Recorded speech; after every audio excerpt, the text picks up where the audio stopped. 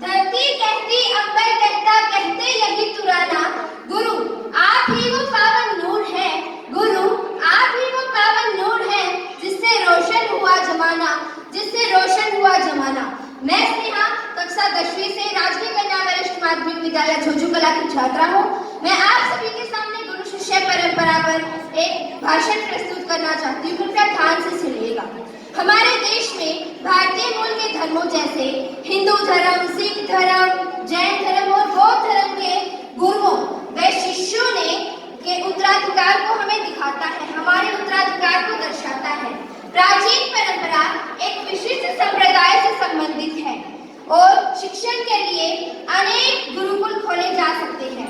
गुरुकुल के अंतर्गत अखाड़े, गोपों, मठों, विहारों, मंदिरों आदि में बच्चों को शिक्षण करवाया जा सकता है।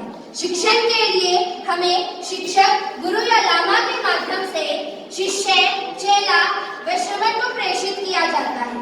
यह ज्ञान चाहे आगामी, आध्यात्मिक, शास्त्र, मार्शल आर्ट जैसे निम्न ज्ञान को बढ़ाने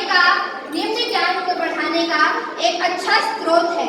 यह भी माना जाता है कि वास्तविकता, छात्रा की समानता, प्रतिबद्धता और अज्ञानता और उसकी ज्ञानता के कारण ही उसे उपलब्धियां प्राप्त होती हैं और ये सभी हमें गुरु सिखाते हैं।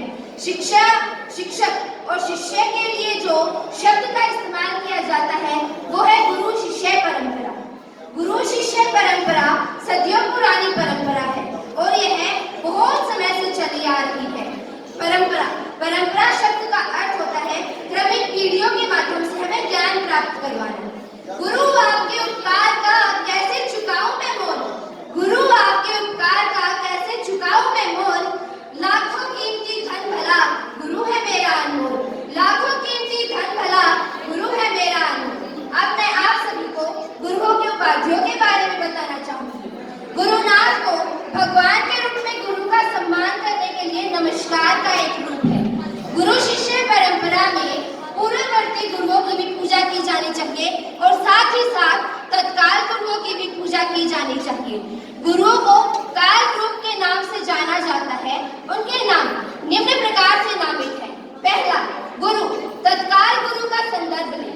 दूसरा, परम गुरु विशिष्ट संप्रदाय के संस्थापक गुरु का संबंध ले, उससे संपर्क करें, जैसे शंकराचार्य के लिए आदि शंकर। तीसरा, परात्परा गुरु उस गुरु का संदर्भ ले जो सर्वोच्च गुरु है, जिसके पास संपूर्ण ज्ञान का भंडार है, जैसे शंकराचार्य के लिए गुरु वेद व्यास। चौथा, परमेठी गुरु उस गुरु का संदर्भ ले जो मोक्ष प्राप्त करने की क्षमता रखता हो, शक्ति रखता हो, जैसे शंकराचार्य जो इतने सर्वोच्च गुरु थे, उन्हें भी भगवान शिव के नाम से चित्रित किया जाता है। उन्हें भी भगवान शिव के नाम से चित्रित किया जाता है। शिक्षक है शिक्षा का सागर, शिक्षक बाटे ज्ञान बराबर। शिक्षक है शिक्षा का सागर, शिक्षक बाटे ज्ञान बराबर। शिक्षक है वही नूर जो माता पिता का नाम है दूजा। शिक्षक है मंदिर की पूजा, माता पिता का नाम है दूजा।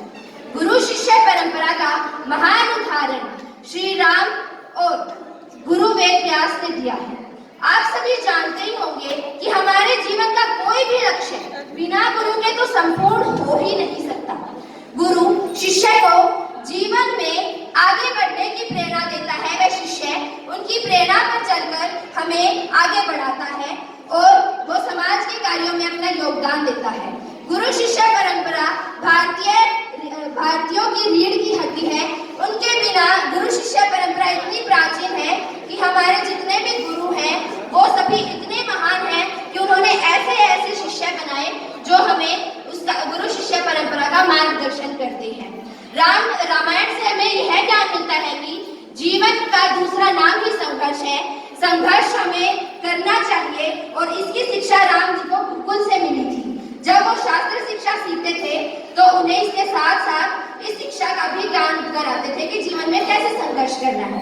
मैं अपनी वाणी को विराम देते हुए बस यही बताना चाहूंगी कि हमें अपने गुरुओं का सम्मान करना चाहिए और उनका अनादर कभी नहीं करना चाहिए, उनकी बात को मानना चाहिए। इसी के साथ अपनी वाणी को विराम दूंगी।